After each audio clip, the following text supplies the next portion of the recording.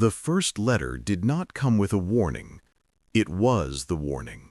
A thin white envelope with no return address slipped quietly through the slot of the Black Ridge Police Department at 5:13 a.m. Inside, a single sentence. In 48 hours, her body will lie beneath the rail bridge. Do try to keep up this time. In Black Ridge, a sleepy Montana town wrapped in pines and silence, such things weren't supposed to happen. Sheriff Daniel Hardin hadn't dealt with a major crime in over a decade. Not since those murders. Not since a killer the press had named the Night Postman had slipped through his hands. Hardin hoped the past had died with that case. The envelope told him otherwise. 48 hours later, a fisherman found the body of Emily Hartman, 26 years old, a local school art teacher. Laid down as if for burial, eyes closed, hair neatly combed, hands folded with unnatural, ceremonial care. Between her fingers was a piece of a vintage envelope, browned by age, torn at the corner, stamped with a manufacturer logo discontinued in 1985. The message was loud and clear. The Night Postman had returned. Black Ridge panicked. Windows were boarded. People canceled plans. Streets emptied by sunset. Hardin's name was whispered with blame and fear. After all, he had failed to catch the postman the first time. 2 days later, a second letter appeared. You ignored what was written beneath her sleeve. You grow slower every year, Daniel. This time, read more carefully. Hardin rushed to the coroner. Beneath Emily's sleeve, under UV light, faint ink appeared, written directly on her skin. The dead don't return mail. The postman wasn't just reenacting old crimes. He was rewriting them. 3 days after that, the third letter came, and this time it wasn't about a murder. Tonight I deliver a message, not a corpse. Some letters are too precious to send. Others I keep. That evening, 12-year-old Maggie Lawson disappeared walking home from school. Her backpack was placed neatly on her porch, as if respectfully returned. Her shoes were set beside it, toes pointing toward the house. The Night Postman did not merely take her. He checked her out, like an item in an inventory. Hardin launched a town-wide search, but Black Ridge seemed to conspire with the killer. Dogs lost the scent near the burned post office. A store camera froze for 6 minutes, the exact window of Maggie's disappearance. Witnesses disagreed on times, routes, even descriptions. It was as if Maggie Lawson had been gently removed from the world. That night, Hardin found a fourth envelope, addressed personally to him. You failed your route once before. I'm giving you a chance to complete it. Deliver what was undelivered. Inside was a town map from 1979, marked with old postal routes, roads that no longer existed, dead ends, sealed alleys, forgotten paths. The postman wasn't improvising. He was following a route older than most people living in Black Ridge. And Hardin had just stepped onto it. Hardin reopened the archives of the original postman killings. The envelopes used in the 2014 murders were traced back to a manufacturer in Idaho, the same discontinued model now found with Emily Hartman. That factory had closed in 1990, after a fire allegedly caused by employee sabotage.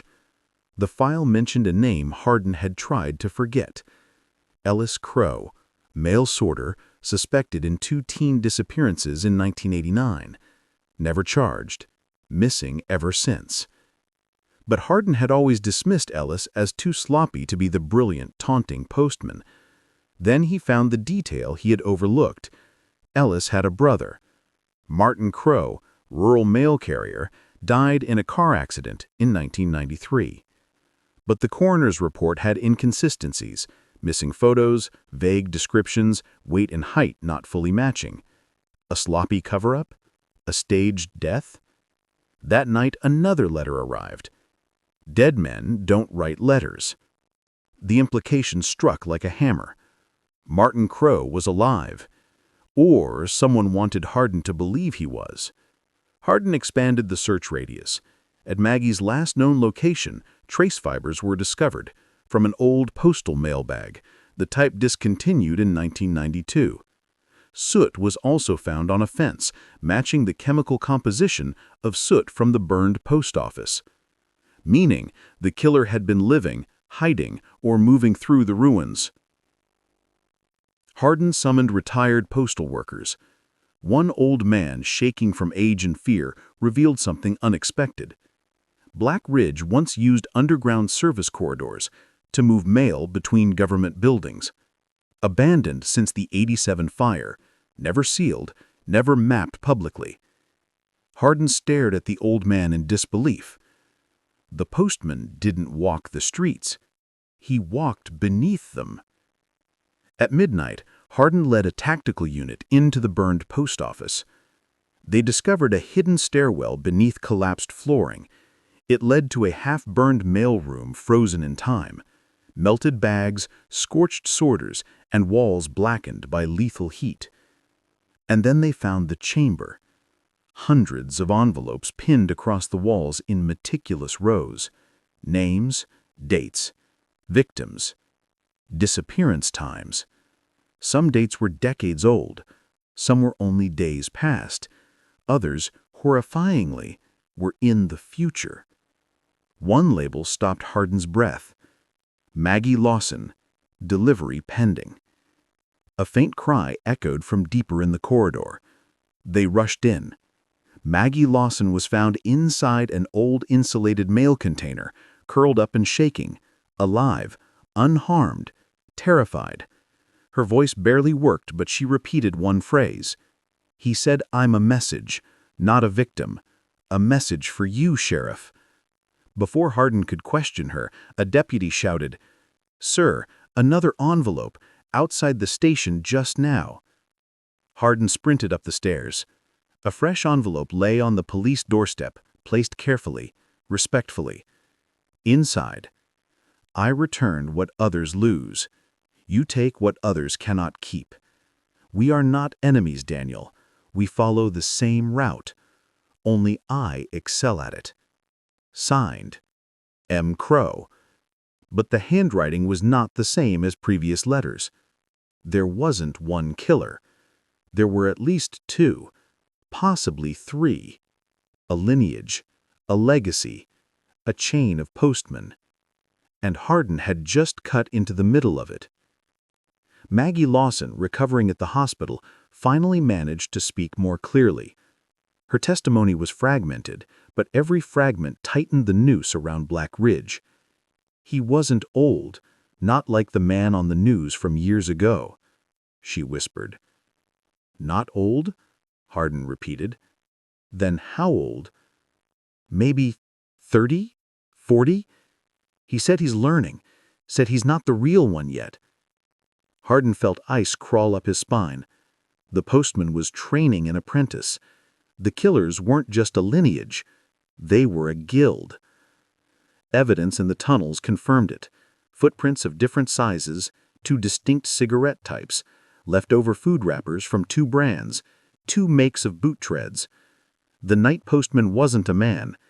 It was a job. And someone new had applied. A week after Maggie's rescue, a fifth letter arrived.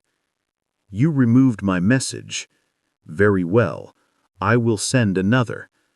Nobody appeared for several days, but then a hiker found a headless deer arranged on the trail with surgical precision. In its mouth, an envelope. Inside. You don't appreciate subtlety, Daniel. Shall I write in bolder ink? Hardin moved officers to 24-hour patrol. Schools shut down early. The mayor begged Hardin to request FBI assistance, but Hardin refused, not because of pride, but because he knew the truth. Outsiders would never understand Black Ridge. The town's postal system had always been strange, overlapping routes, forgotten buildings, tunnels no one talked about. This was their hunting ground, their inheritance, and now, their playground. The sixth letter arrived under the cover of fog. You missed the point of the map. Look closer. Routes are repeated for a reason. Hardin laid the 1979 map beside a current map. The routes the postman followed created a shape, a loop around the town. No, not just a loop. A circle enclosing the oldest houses, the earliest neighborhoods, the original Black Ridge settlement. A territory mark, like wolves. The postmen were claiming the town piece by piece. Hardin drew a line through the connecting points and froze. The next strike would be in the oldest residential block, Ridgeview Avenue, and someone there was marked pending. That night, a call came from Ridgeview, a woman screaming. Hardin arrived at Ridgeview Avenue within minutes. The house belonged to 54-year-old librarian Anna Delaney. The front door was open. A single lamp flickered. On the dining table lay an envelope. And Anna was gone. A message was written on the wall above the table in red ink. The route continues. Hardin cursed. They had struck again. But something was different this time. Outside, in the yard, footprints led toward a storm drain. Fresh footprints. 2 sets. One larger, one smaller. The apprentice was with the master. Hardin descended into the drain tunnel with 2 deputies. They found torn pieces of Anna's clothing, but no sign of her. Then, deeper in the dark, they found something new, something the postman had never left before. A training manual. Handmade. Typed on a decades-old typewriter.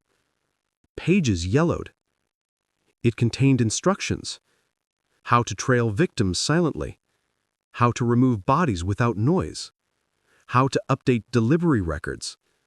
How to prepare envelopes with prophetic messages. How to evade police routes. How to maintain the cycle. This wasn't a hobby. This was a program. Hardin realized he wasn't hunting killers. He was hunting a system. Organized, inherited, refined through generations. A system built in the shadows of the Postal Service, taught from mentor to apprentice. And Black Ridge was only one town among many. They found Anna Delaney 2 days later, alive, but unconscious, placed peacefully on a bench at the old train station. On her lap, an envelope addressed to Sheriff Hardin. She was not part of the route. Consider it a correction. Try harder, Daniel. You are failing your training. Signed again, M. Crow, but with yet another handwriting style. There were 3 writers now. A trinity of killers. A council. The postman. For a moment, the town seemed calm. No new letters, no disappearances. Then, at sunrise one morning, Hardin walked outside his home and froze. On his porch sat a mailbag, the old kind, 1980s canvas, worn, stained. Inside were dozens of envelopes, each labeled, each sealed, each addressed to Sheriff Daniel Hardin. Future deliveries. Shaking, he opened one. Your next delivery begins today. He opened another. We are everywhere routes were once drawn. Another. You cannot stop a system built before you were born. Another. The mail never stops. And the final one, written in a hand Hardin had never seen before, smooth, elegant, young. Training completed. The new postman has begun his route. Hardin dropped it. The wind blew it gently across the porch. And Black Ridge, for the first time since its founding, felt like it belonged to someone else entirely. Someone who controlled the routes beneath the streets. Someone who knew every blind spot. Someone trained to replace the killers Hardin once failed to catch. The sheriff whispered to himself, hollow, God help us, there's a new postman now. But God didn't answer. Only the sound of a mail slot clicking in the distance. The mail never stopped, and neither did they.